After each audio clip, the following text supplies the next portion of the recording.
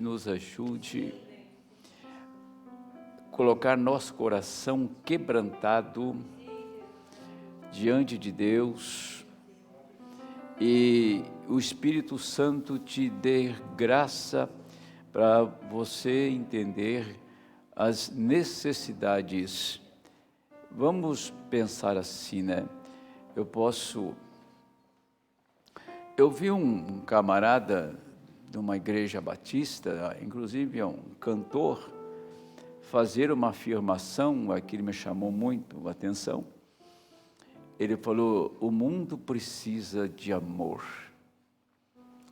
Bom, eu posso dizer que quem precisa de amor são os crentes, porque o amor do mundo está aí disponível, né? Que é o amor eros, amor eros. Todos conhecem essa palavra, né? Mas aí ele estava dizendo a respeito de amor. Ele disse assim: um moço, uma moça, eles vão se casar porque ele tem que se completar.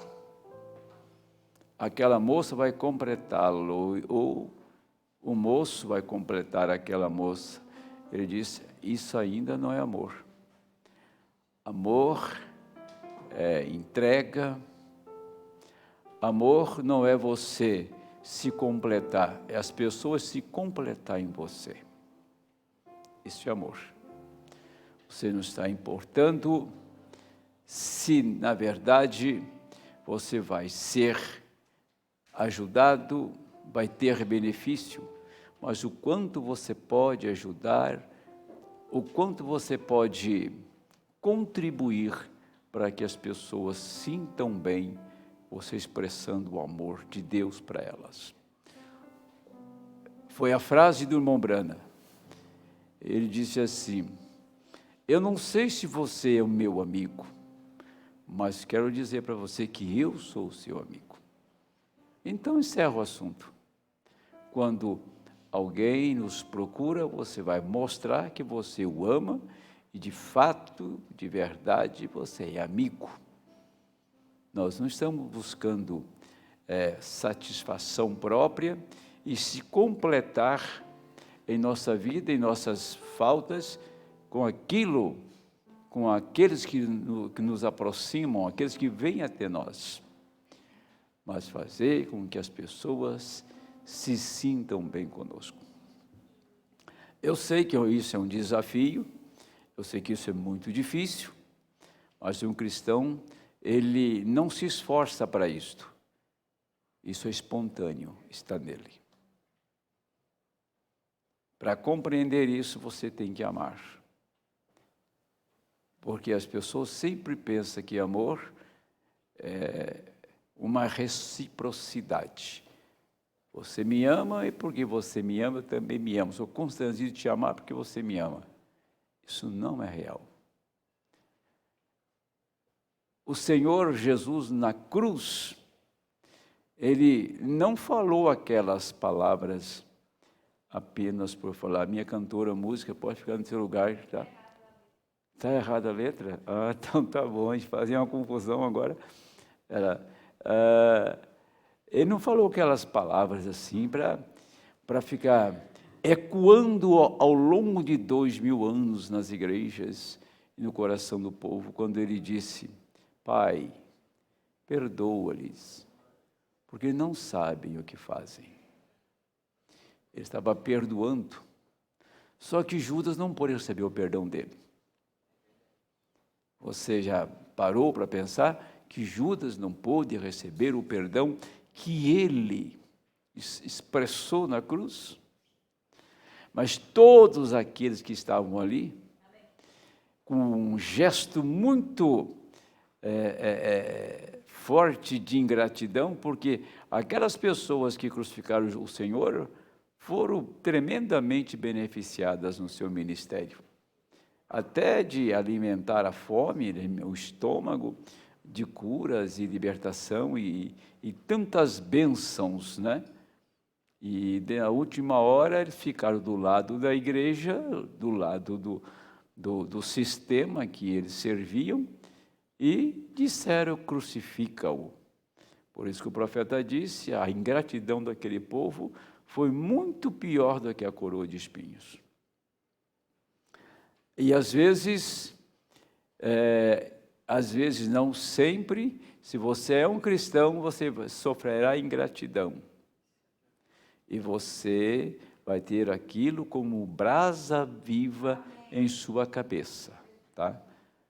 Não para você murmurar e dizer: olha, eu ajudei tanto, fiz tanto bem, eu recebo isso agora como pagamento, uma ingratidão dessa, um desprezo. Não está no nosso calendário, ou não está na nossa pauta.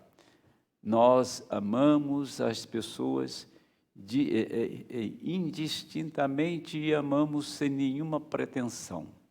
Se assim nós fazemos de coração espontâneo, pode ter certeza que o amor cuidará de tudo. Cuidará de todos os problemas ao nosso redor, e o amor desarma qualquer demônio. O amor desarma todo o ódio, toda a raiva, desarma todo o inimigo. Essa é a verdade. Isso está em 2 ou 3 mensagens de Mombrana, chamada amor, e outra chamada amor divino. Então, meus amados, o que nós queremos é orar a Deus, porque se nós amarmos assim, o Espírito Santo vai estar bem presente em nossos cultos de oração, e orar por aquele que, na verdade, tem um probleminha, tem uma dificuldade. Não, nós temos que orar por aqueles que realmente você vê que ele não tem chance nenhuma. Porque humanamente nós olhamos para muitos casos e nós não vemos chance nenhuma para aquela pessoa. Mas aí você se recobra, se recompõe e diz: meu Deus, mas por que uma alma teria que cair no inferno? Por que uma alma de uma pessoa como esta poderia sair daqui e atravessar do outro lado e não encontrar ninguém, a não ser trevas, escuridão e gemidos sinistros de almas perdidas, como o profeta relata a sua experiência com o inferno? Como então o profeta diz que o pior inimigo que ele tivesse em sua vida, que o mataria pelas costas, ele oraria para que ele nunca fosse para o inferno. Lugar mais terrível de solidão. As pessoas falam: estou tão solitário. Solitário é o inferno. Você não se encontra com ninguém por lá. Solitário é aquela escuridão que você vai caindo, caindo e nunca chega ao final da queda, um poço sem fundo. Você desejaria para quem isto? Você não oraria, não clamaria, suplicaria a Deus para que esta alma fosse resgatada de lá?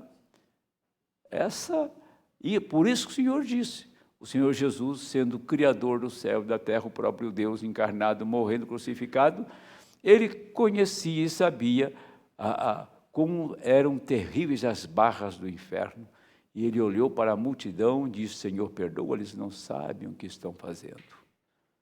Ele não quis preencher um texto, deixar uma frase como Sócrates e como tantos filósofos deixaram nos anais da história. Mas ele quis realmente dizer aquilo que ele estava dizendo. Perdão para eles.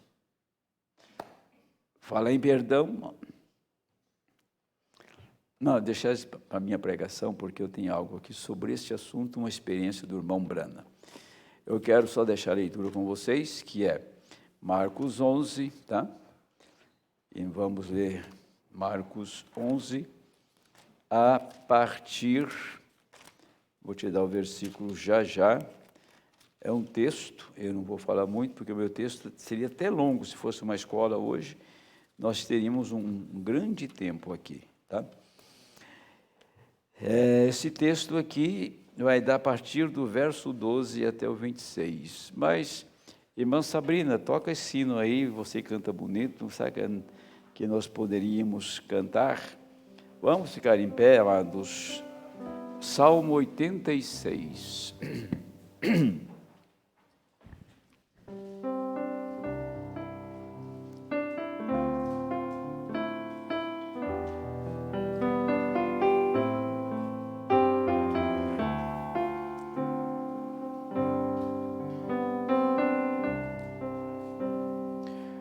Senhor, incline-se ao ouvir o meu clamor. Necessitado sou, venha me socorrer. Guarda minha alma, pois sou fiel a ti. Salva o teu servo, tu és meu Deus. Ensina-me, Senhor, o teu caminho. Faz-me andar, Jesus, em tua verdade. Louvar-te-ei, meu Deus, enquanto eu viver. Uni meu coração ao teu coração. Senhor, incline-se ao ouvir o meu clamor. Necessitado sou, venha me socorrer. Guarda minha alma, pois sou fiel a ti. Salva o teu servo, tu és meu Deus. Ensina-me, Senhor, o teu caminho. Faz-me andar, Jesus, em tua verdade.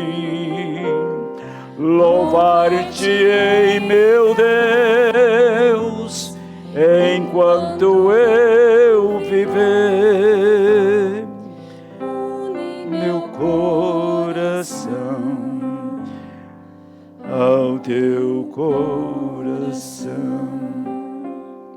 Ensina-me, Senhor, o teu caminho. Faz-me andar, Jesus, em tua verdade. Louvar-te-ei, meu Deus. Louvar-te-ei, meu Deus, enquanto eu viver. Uni meu coração ao teu coração. Une meu coração Uni meu coração ao teu coração. ao teu coração. Amém. Obrigado, irmão. Depois você canta sozinho. Tua voz é muito bonita. Depois do culto. Oi? Falta alguma coisinha, né? Mas ele é simples para cantar. Então vamos lá, vamos ler as Escrituras. No dia seguinte, quando saíram de Betânia, teve fome. Vendo de longe uma figueira que tinha folhas, foi ver se nela acharia alguma coisa. E, chegando a ela, não achou senão folhas, porque não era tempo de figos. E Jesus, falando, disse à figueira: nunca mais coma alguém fruto de ti. E aos seus discípulos ouviram isso.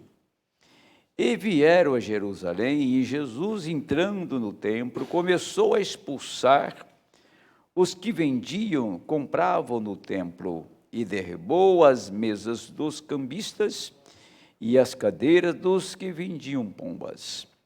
E não consentia que ninguém levasse algum vaso pelo templo. E os ensinava, dizendo: não está escrito, a minha casa será chamada por todas as nações casa de oração, mas vós tendes feito covil de ladrões. E os escribas e príncipes dos sacerdotes, tendo ouvido isso, buscavam ocasião para o matar, pois eles o temiam, porque toda a multidão estava admirada acerca da sua doutrina. E sendo já tarde, saiu para fora da cidade, e eles, passando pela manhã, viram que a figueira tinha secado desde as raízes. E Pedro, lembrando-se, disse-lhe: Mestre, eis que a figueira que tu amaldiçoaste secou. E Jesus, respondendo, disse-lhes: Tendes fé em Deus, porque em verdade vos digo que qualquer que disser a este monte, ergue-te, lança-te no mar, e não duvidar em seu coração, mas crer que se fará aquilo que se diz, tudo o que disser lhe será feito. Por isso vos digo que tudo o que pedirdes orando, crede que o recebereis e ter-o-eis. E quando estiverdes orando, perdoai se tendes alguma coisa contra alguém, para que o vosso Pai que está nos céus vos perdoe as vossas ofensas. Mas se vós não perdoardes, também vosso Pai que está nos céus vos não perdoará as vossas ofensas. Amém. Pode sentar um instantinho, sendo um culto de oração. Quero lembrar nesta noite que, não sei se a minha filha está conectada, pelo menos não está no nosso chat aí. Ela faz aniversário hoje, a Camila. Quero parabenizá-la e quero dizer para ela que estou orando por ela e pedindo a Deus que ela possa ter saúde, viver, criar os seus filhos e continuar servindo o Senhor.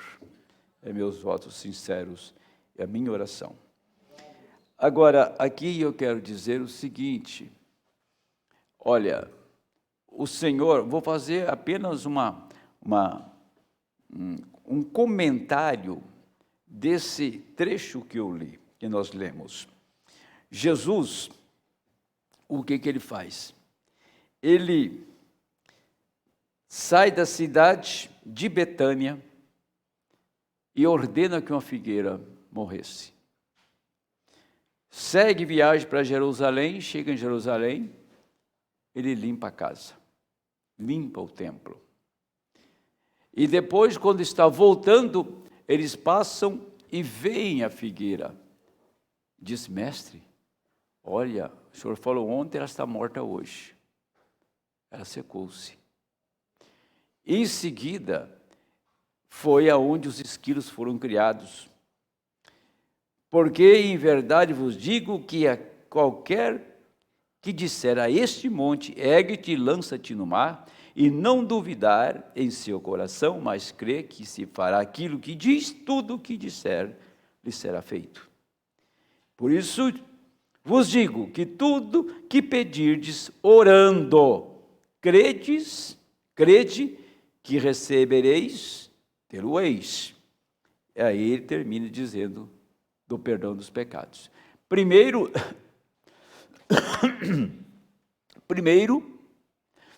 ele ordena que uma árvore morra.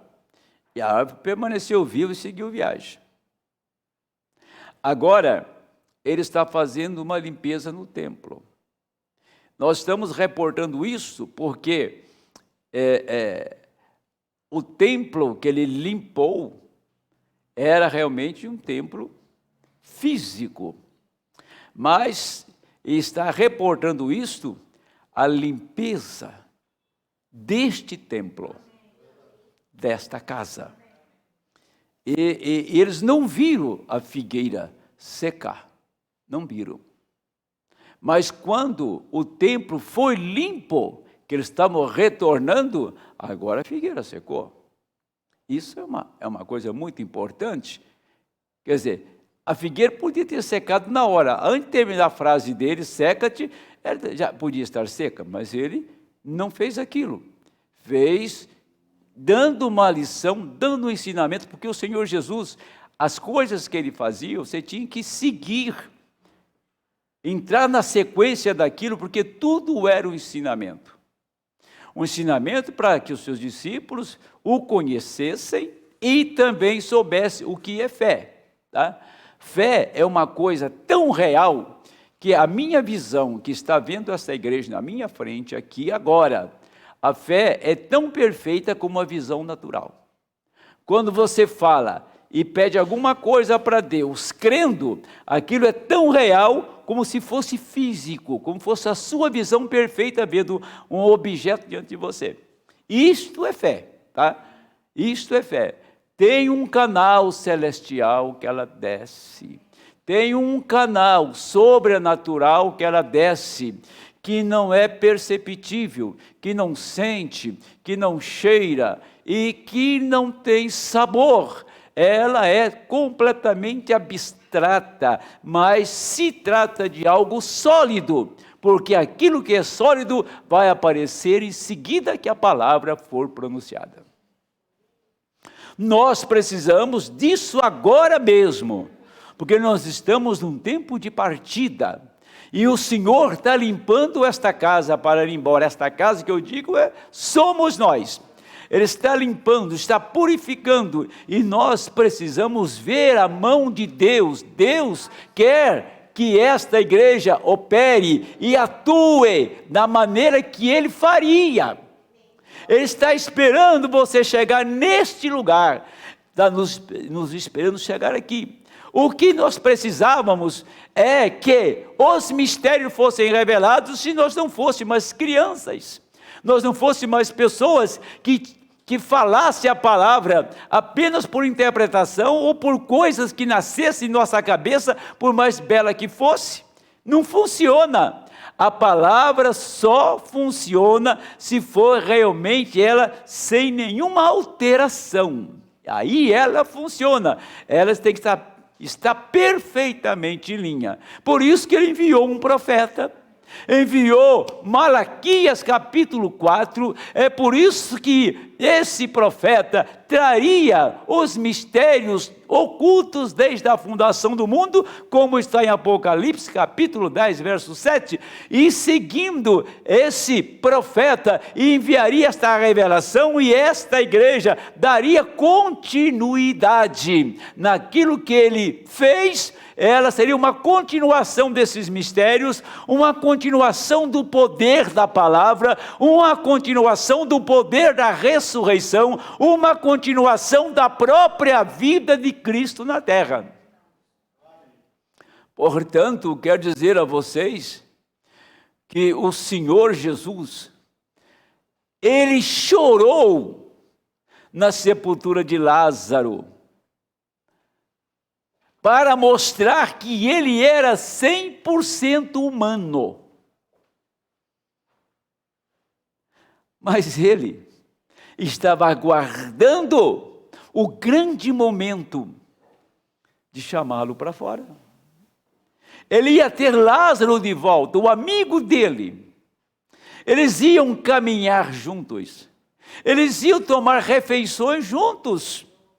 Ele ia ver Lázaro no seu estado perfeito, mas ele chorou. Ele chorou pela separação e pela morte de um amigo que estava podre na sepultura.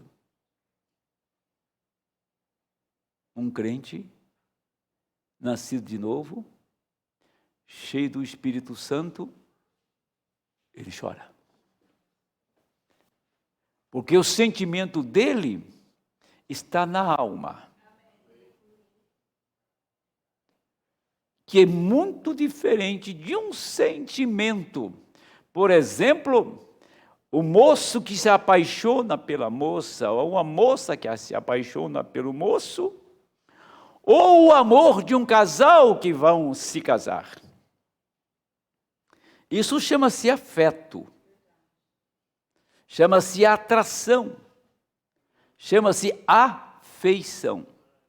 Mas o amor de Cristo, do cristão, não é isto. Aquele choro do Senhor Jesus Cristo não era porque ele tinha muito afeto e tinha perdido o seu amigo.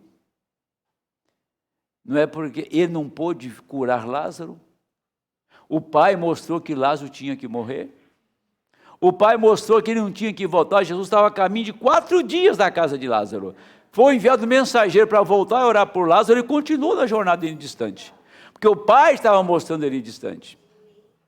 Deus mostra algo para nós que você quase não suporta, mas você tem que fazer.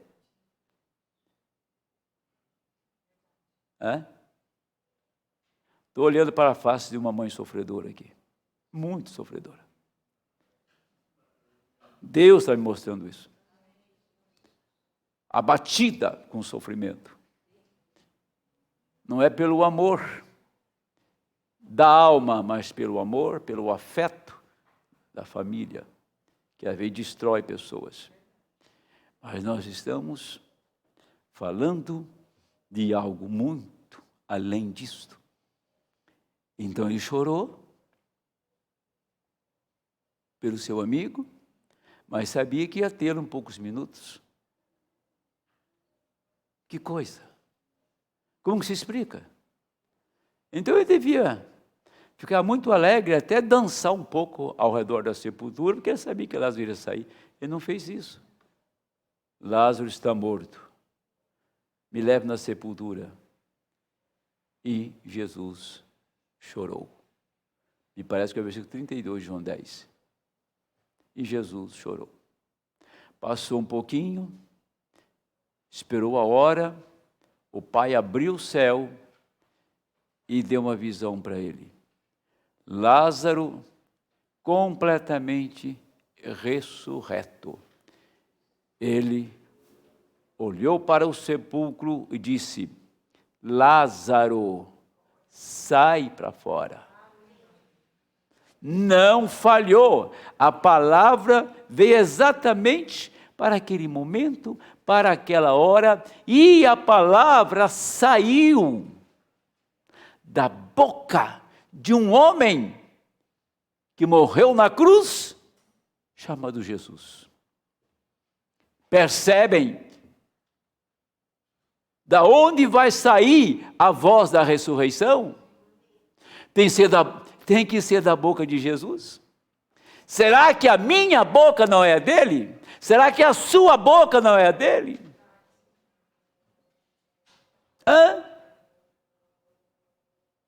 Porque nós estamos para receber a adoção. E a adoção é falar em lugar do Pai. Então, a mesma voz que saiu pelos lábios mortais de Cristo, sairá pelos lábios mortais da esposa, da noiva, para chamar cada santo que está dormindo, esperando por este momento. Toda lágrima será esquecida, toda dor ficará no esquecimento. Mas nós vivemos um momento difícil, que necessitamos de orar, buscar a Deus, que necessitamos de caminhar juntos, de ser um só. Pode ter aqui nesta noite 30 pessoas orando, 30 corações, mas um só coração se reúne em torno da palavra para falar com Deus.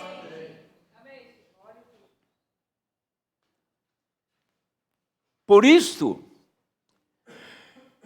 que o Senhor, agora que o templo estava limpo, eles podiam ver os sinais. Agora que eles estavam limpos, que o templo estava limpo, ele voltou e mostrou: a figueira está seca.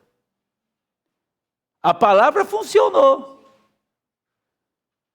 Então tem que haver uma limpeza. As pessoas dizem assim: não estou me endereçando para ninguém. Olha, queria tanto sentir a presença de Deus, mas não sinto. Eu não sinto nada. Eu queria tanto ter uma experiência com Deus, mas como que eu vou pegar ou se eu tivesse um filho, da idade daquele menino que está mexendo com papel ali, não para, tá? Da idade daquele menino ali, e colocasse na mão dele uma arma,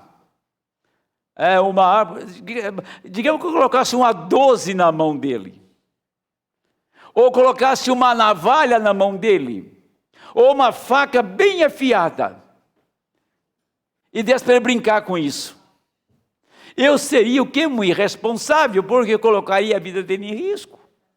Então Deus não daria uma experiência, a menos que você saiba manobrar essa experiência e trabalhar com ela, porque ela não vai, se você não tiver altura para receber, você vai causar muitos danos com essa experiência, vai te ferir, você vai ferir os demais se não morrer.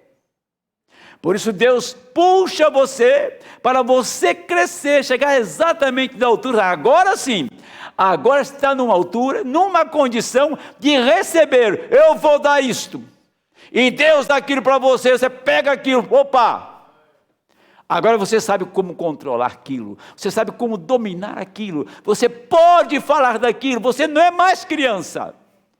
Deus quer que essa igreja chegue a esse pleno amadurecimento, esse crescimento, para dar experiências para ela, e ela saber manobrar, trabalhar com essa ferramenta chamada experiência. Por isso tem que haver uma pureza, uma purificação, tem que haver uma limpeza, tem que haver uma mudança, para que Deus te dê um novo nascimento, para que você seja cheio do Espírito Santo, para Ele te dar experiência, para Ele te dar adoção. Então tem que limpar, nós temos que mudar muitos gestos, nós temos que mudar muitos comportamentos, nós temos que ser diferentes, nós temos que suportar mais, crer mais, esperar o tempo de Deus para realizar as coisas, a hora certa. Você vê uma coisa que não está certa, mas não é hora de tocar naquilo lá, até que chegue o momento, então deixa aquilo ir em frente, não está certo, não está, mas virá uma hora que aquilo vai cair no seu lugar, apenas ore para que isso aconteça.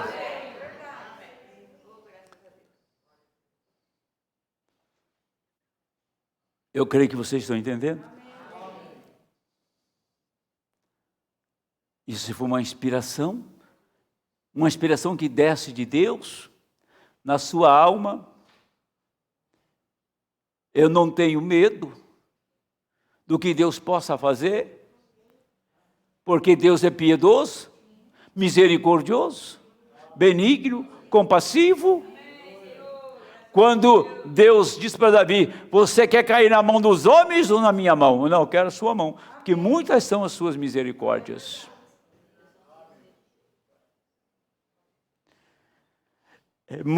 Olha, acabou, sabe, essa ideia. Essa ideia acabou, gente.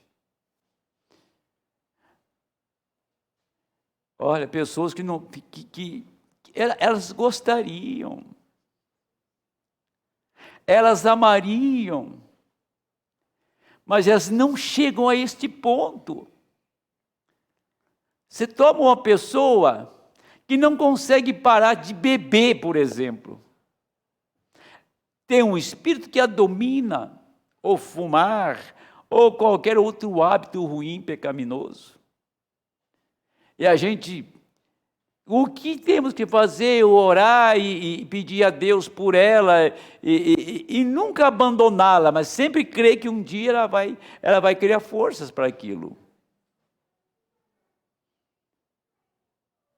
Por quê? Porque a minha crítica é descaridosa, os meus comentários são descaridosos. Ele não está me fazendo mal, está fazendo mal para ele.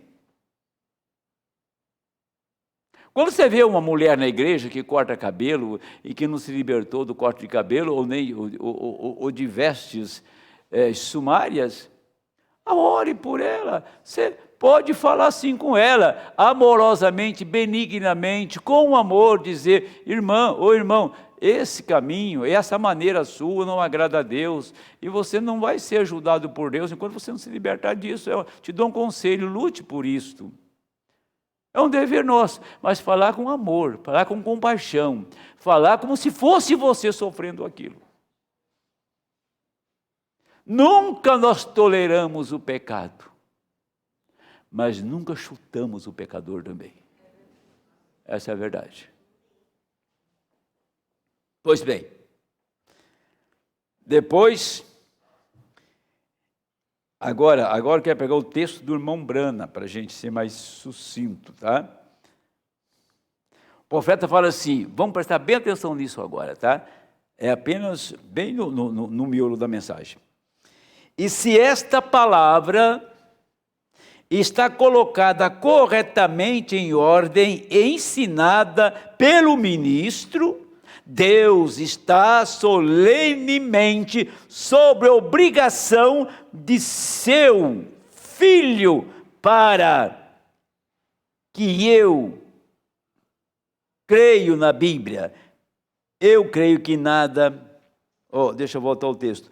Se esta palavra está colocada corretamente em ordem, ensinada pelo ministro, Deus está solenemente sob a obrigação de seu filho para responder esta palavra e cumpri-la. Não vai falhar.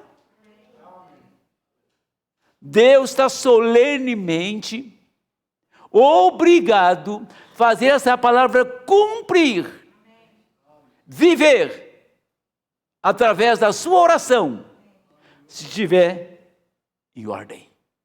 Se estiver em ordem, diz o profeta, estiver em ordem, assim essa é a maneira que eu creio na Bíblia. Eu creio em cada palavra dela. Agora, a maneira que eu creio na Bíblia, eu creio em cada palavra dela. Então, se a nossa vida está em ordem, e esta palavra está em ordem, então, diz o profeta, Deus está obrigado a responder a sua oração, a sua petição. Pois bem, tem duas coisas importantes aqui. Primeiro, ele disse assim, vamos prestar atenção nisso. É um pequeno ensinamento de muito valor. Agora, eu posso olhar para o trigo. Trigo está na minha mão. O grão de trigo. E você não pode dizer que não é um trigo, porque é um trigo, muito conhecido pelas suas características, né? Ali está o trigo. Pois bem, posso dizer que é trigo. Posso mostrá-lo ao solo, à terra, ao solo. Se o solo pudesse olhar, ele diria, sim, isso é um trigo. Se a terra pudesse olhar e falar para mim, dizia, sim, isso aí é um trigo. Eu creio que é trigo, cada palavra dele. Mas esse trigo nunca pode produzir trigo até que este trigo caia no solo e morra. Esse trigo só vai provar que é trigo se morrer. Agora, esse é o homem olhando fundamentalmente dizendo, sim, eu creio em cura, eu creio que está certo, eu creio que é a palavra de Deus, eu creio que é para o crente, eu creio que tenho fé para recebê-la.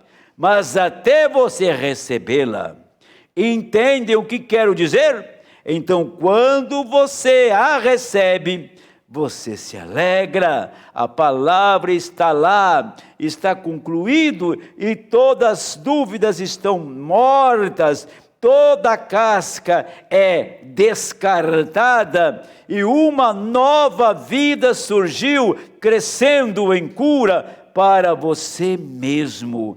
E é quando você realmente obtém sua cura, sua libertação, exatamente aí, você pega esse grão de trigo e coloca ele lá no solo,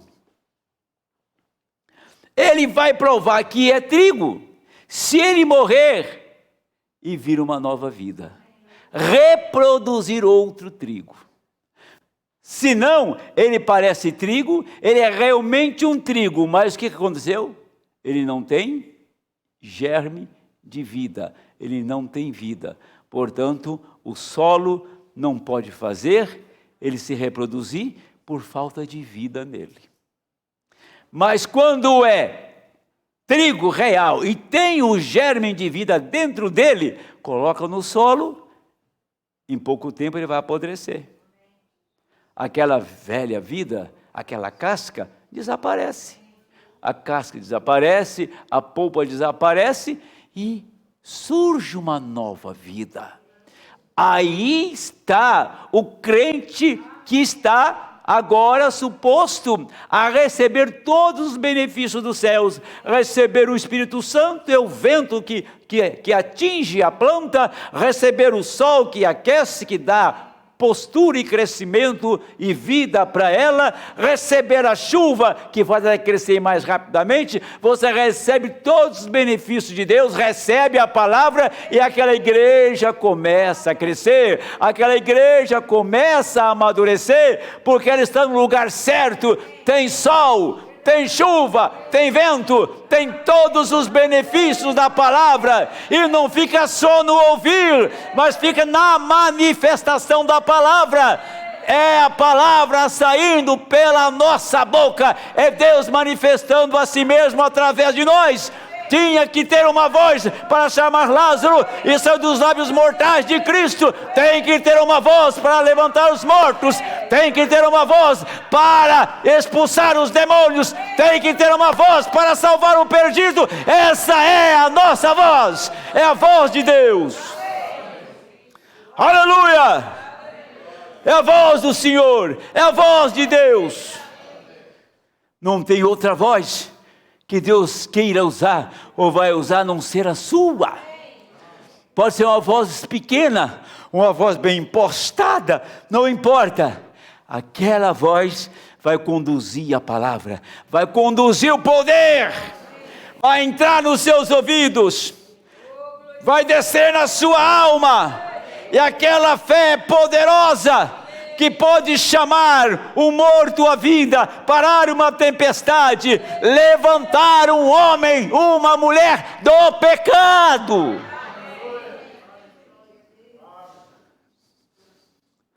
Meu Deus, que esta palavra possa ancorar na sua alma. Sabe, é aquele que tem os recursos, tem todos os medicamentos para que ele saia da doença, mas ele recusa tomar o remédio. É aquele que está ouvindo a palavra, pode até dizer, até que é um sermãozinho interessante do pastor. Eu não considero que é um sermãozinho interessante do pastor. Eu estou vendo a palavra aqui diante de mim. Isso tem poder para criar um mundo novo, diz o profeta. Isso tem poder para abrir o céu, tem poder para trancafiar o diabo no inferno, tem poder para mudar a sua mente, mudar seu coração, te quebrantar, te quebrar em pedaços e fazer uma mulher e um homem novo. Pastor, o senhor grita muito, se eu não gritar eu morro.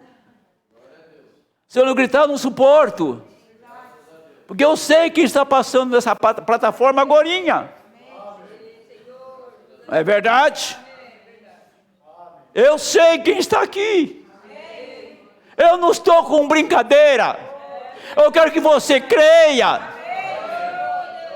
Se não for Deus falando, o que é que eu estou fazendo aqui? Então eu devia estar vendendo pipoca na porta de alguma escola, cachorro quente, fazer algum serviço trivial por aí, para me manter. Mas eu estou aqui por uma obrigação, por um compromisso com Deus, com sua palavra, um ofício que me coloca aqui para salvar vidas, libertar almas das garras do diabo, tomá-las do diabo.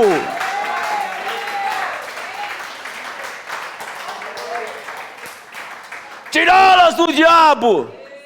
Não estou para empurrar almas para o abismo, mas para tirá-las do abismo. Não estou para amarrar com correntes vidas inocentes, mas para quebrar o poder, os grilhões e as correntes do pecado. Libertar vidas, homens, escravos do diabo. O diabo está massacrando tanta gente por falta de um pregador, por falta de uma mensagem. Que Deus te ajude a assimilar, a captar o que Ele está dizendo, falando aqui nesta noite.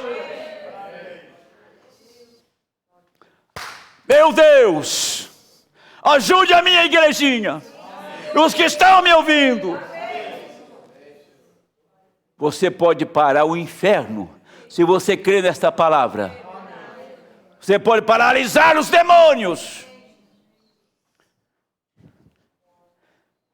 Jesus, o meu Senhor, que é o seu Senhor, se Ele tem sentimento, hoje é o seu sentimento. Se Ele ama, esse amor tem que nascer de nós. Se Ele tem poder, tem que sair desta igreja. O meu Senhor, que é o seu Senhor, Ele é dotado de compaixão e de misericórdia. Ele não está aqui. Ele está aqui pelo Espírito Santo, vivendo em você. Você é o representante dele. Isso tem que nascer em nós, tem que ser de nós. Eu gosto muito de ensinar como foi a escola de domingo. Para mim, aquela escola me completou.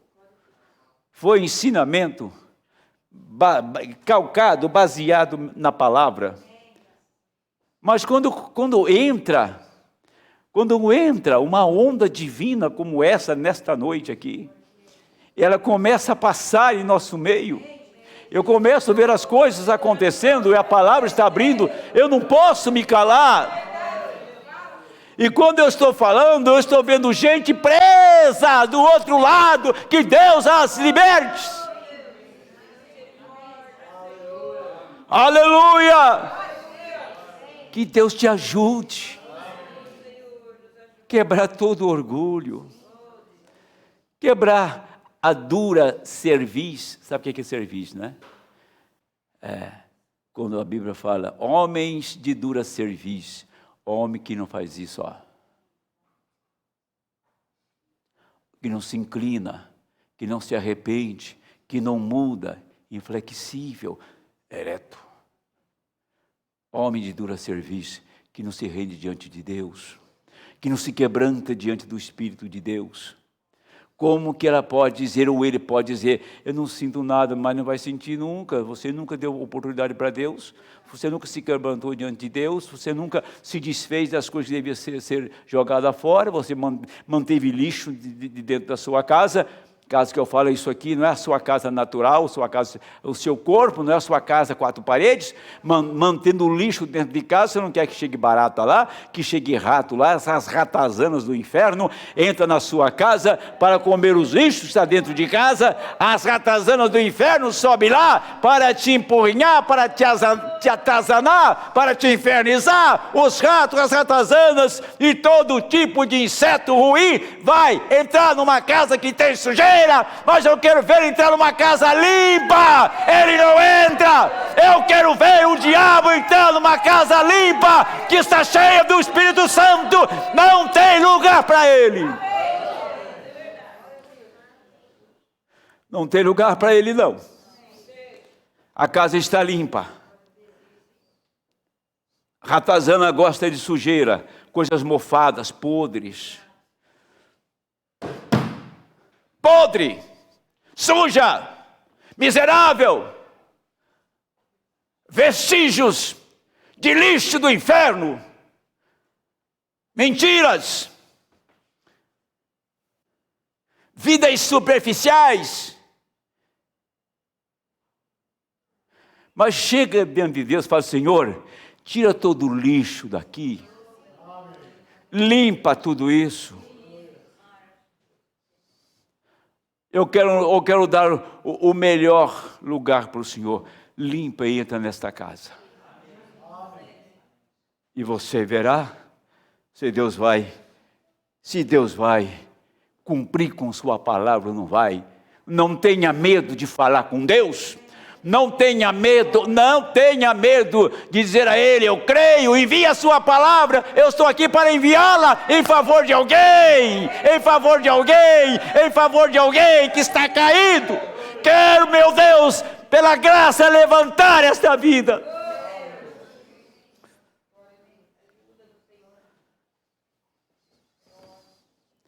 Eu tenho que parar, por causa do tempo, mas eu quero que vocês escutem isso, sobre a figueira agora.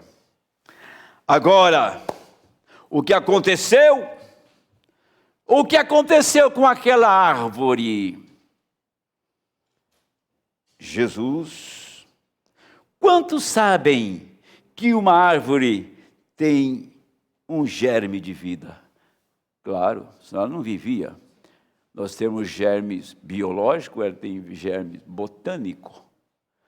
Tá? Você tira a vida da árvore e ela morre. Tá? Disse: todos sabem, se não o tivesse, ela não viveria. Então observe de onde morreu a árvore, a figueira. Das raízes. A Bíblia diz que ela começou a morrer nas raízes. Nas raízes. Deus começa a matar o pecado nas raízes. Na origem dele. Essa serpente do inferno. Ele vai lá e começa a matar o pecado nas raízes, na origem. Ele não começa na superficialidade, começa embaixo, na raiz. Então a árvore começou a morrer pelas raízes. A Bíblia diz que secou desde as raízes. Agora, nas raízes estava a vida da árvore. Jesus não falou com as folhas, nem falou com os galhos. Ele nunca falou com as raízes, mas falou com a vida. Falou com a vida. E a vida deixou a árvore. A árvore foi ficando sem vida. Estava murchando. É correto isso? Agora, seria mais difícil para Jesus falar com câncer do que com a árvore? É correto isto? Falar com um tumor? Ou falar com a catarata? Qualquer outro germe? Qualquer outra vida? Ele disse: ninguém mais coma de ti. De agora em diante, a árvore começou a murchar no dia seguinte. Não tinha vida. Se ele dissesse: não incomode mais este homem. E ele disse: quando você diz, eu não, o que eu digo, não é o que eu digo, o que você diz, creia que acontecerá, a vida sairá. Então, Jesus chegou, não falou com a folha, com um galho, com um tronco, nem com a raiz. O Senhor Jesus chegou e falou com a vida. Ele chega e fala com uma vida que está na pessoa. Vida do diabo, que faz esse homem beber, que faz esse homem fumar, que faz esta mulher prostituir, e que faz esse homem mentir. Vida do diabo, saia. Aquela vida sai e você perde todo o prazer daquilo, você perde o gosto daquilo, aquilo não é mais uma tentação para você, aquilo acabou. Porque ele tirou foi a vida da figueira e ela morreu. Tira a vida do câncer, ele morre. Tira a vida da catarata e ela morre. Tira a vida do diabo, de um homem e de uma mulher. Então fica um espaço vazio, sem vida. E o Espírito Santo vem naquele espaço vazio que é o seu coração e preenche aquele lugar. Agora você é a casa de Deus, é o templo limpo de Deus, é a casa que Deus habita, e todo o poder do céu desce dentro do homem. Todo o poder divino está dentro de ti. Agora você pode experimentar da bondade, do amor, da graça. Agora você pode ter experiência. Ele vai te dar experiência. Agora ele vai te dar dons. Agora ele vai levar você a ser um crente que ora e desafia todo o poder do inferno. Porque agora dentro de você tem um agente que desceu dos céus. Ele veio por um canal sobrenatural, sem que ninguém visse, ninguém tocasse, entrou dentro de ti e a coisa foi toda reestruturada, foi toda mudada. Você é um novo homem, uma nova mulher. Deus te ajude, Deus te abençoe.